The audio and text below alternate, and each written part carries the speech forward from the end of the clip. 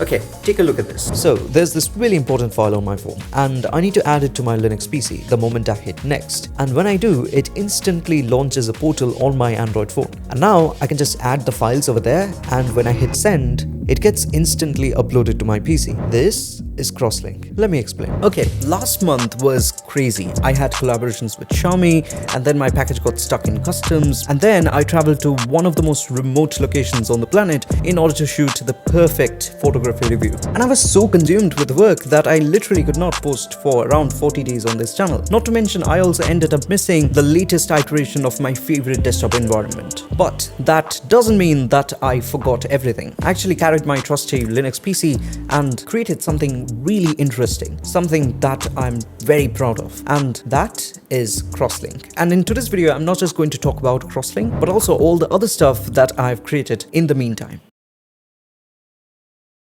So what is CrossLink? The idea is simple: create a better, context-aware alternative to an already existing but often restrictive ecosystem, minus the part being restrictive. And it is built to work seamlessly across all Nex apps. Yes, that includes Evolve and all the future tools and apps that I release. Right now, the CrossLink is only available inside Flans, the finance manager that I personally developed and use. Why? Two reasons. One, it gives me a chance to perfect how CrossLink works in the real world. Two, it helps me define a clear communication format and interaction pattern before turning it into a modular package that can be dropped into other apps like Evolve. Plus, let us be real, Flans exactly has one user right now, so it's the safest place to conduct an experiment. Now you might be wondering that isn't this just KDE Connect all over again? Not quite. CrossLink stands out in two major ways. One, it is baked directly into Nex apps, so it supports continuity out of the box. And two, it is context aware, meaning it knows when to step in, making the experience feel seamless instead of forced, like I showed you in the introduction. Now before we jump into the demo, just keep in mind this is still an MVP. So features like file sharing, shared clipboard and more are coming soon. But for now, this is what CrossLink looks like. Okay, so I have Flans open on my PC and I also have it open on my phone. So now I'm just going to pair it with my phone. So you can just swipe up from here and you will get the Wi-Fi symbol. First thing you will notice is that the Wi-Fi symbol is actually not available on the smartphone. And there is a reason, because I have not created a personal account. I need to create one. I need to enter my name because I have the name over here, Deep. Let us enter a different name over here. Let us go for Arc Technologies. I'll just press the back button and done. Now I can just click over here or the Wi-Fi symbol on my phone. Let's click on the PC and it will show you the available CrossLink devices. So right now it shows Arc Technologies, which is this phone. So I can just click on that and it will show you there is a new pairing request and I can just accept and done. Pairing is success. And now you can see that it automatically starts syncing and everything from my PC comes on my smartphone. But it doesn't end over here because it gets automatically synced. And from now on, even if I close this, maybe I close Flans even on my PC and I just open Flans on my phone and maybe I add a particular transaction over here. I have added 1,000 rupees, or let's say I've added 850 rupees. That is like around $10. Done. And now when I launch Flans on my PC, you will notice that it automatically starts syncing and the value gets updated. Like here, we have the 850 rupees transaction from the phone updated over on my PC. Now you might notice that like in the account settings, I have certain things added over here. So I have business 1, business 2, 3, all of those added. I can again head over to my account settings and I can just request data from Linux PC, which is going to fill all the info present on my PC over on my phone. And I can also do the vice versa on the PC too. So that also works. So fill info and done. All the information comes from the PC to my phone. So that's pretty effortless to set up. Now I know it doesn't feel really seamless as of now because you have to set it up separately, but this is still early days, so keep that in mind. But other than these things, the most important part that I want to show you guys is that CrossLink is context aware. So based on what you're trying to do, it will try to help you. So for example, maybe I want to add a business transaction, which requires proof, right? In order to maintain for tax related purposes.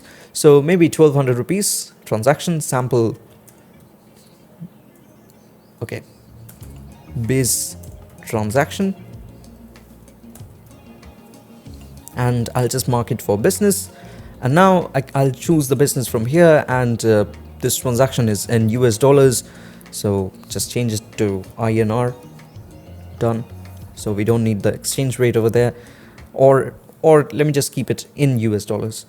So the amount is huge. Let's go for $10 for something lesser. So 85. So it is INR 850. It's showing over here.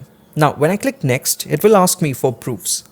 Now I click next, and as you can see, you can upload files from your Linux PC, and this is actually Flans continuity, which is powered by CrossLink. So Flans is intercepting the CrossLink message, and then it is interpreting itself. And hence, this will be completely different according to the app you're using. So if you're using Evolve, the experience will be a bit different from this one. So it will try to assist you whenever it is possible, and again, in other apps in its own way. And I think, especially as just a MVP as of now, it is pretty cool. So like I showed you earlier, I'll just press import. Here we have invoice, and then I need maybe, I need this file. I need some more files. Let's see if we can get some videos. I don't know if video is like a proof, but as you can see, it's a large video, 38 MBs. So I'll just add this one also. And now I'll just send them. So finish transaction, and again, it syncs everything with my phone. So as you can see, it shows all the proofs available over here attached. And if I open this, it is also attached over here. So everything is synced with the phone. Okay, that was CrossLink, but CrossLink is actually just one part of a much bigger story, the all-new Nex UI. I've always wanted all Nex apps to feel like they belong to the same family. Consistent, polished, and purposefully designed. But honestly, getting one perfect UI language has been tricky. You might remember my theme installers. They have the very first version of NRUG, that is the Nex Responsive UI guideline. It is clean and simple. Then came the version 2, built on Material UI, which I used briefly for the vector editor, that is Nectar, as well as inside a new theme installer I released, although honestly the design feels like a downgrade, so I had to switch back. And finally, there's this version which I developed while building Flans. I think it's mature enough now to become the official direction. Nex UI is still rooted in material design, but it takes a more refined approach, especially when it comes to blur, transparency, and motion. It prioritizes fluidity above all, while staying compatible with both Android and Linux environment. For example, toggling dark mode on Linux updates the entire user interface instantly, and the same design language blends in naturally on Android too. Okay, enough theory, let us start with blur. In Flutter, background blur is typically handled using backdrop filter. It works, but it doesn't really play well with motion. Just to make things simple, if you remember in the early days of Evolve, tooltips would animate in with this weird effect when they were completely transparent before the blur kicked in. It wasn't ideal, but honestly, I didn't even know any other proper way to do it. Nex UI handles this very differently.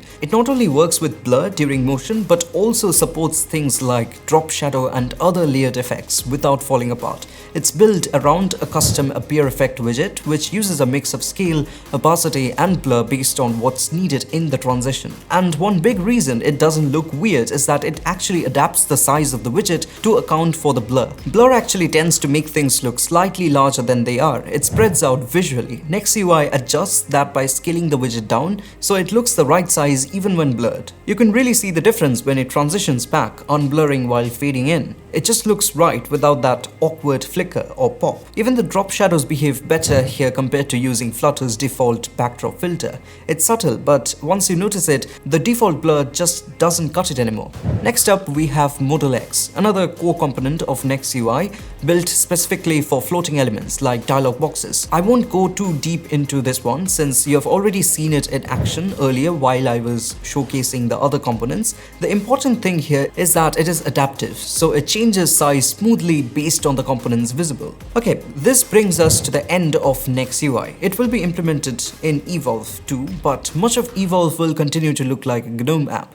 but just more polished. You can experience these by joining my Patreon right now, but rest assured they will probably be released for free by the next update of Evolve. If not, I'll release it in the next to next update.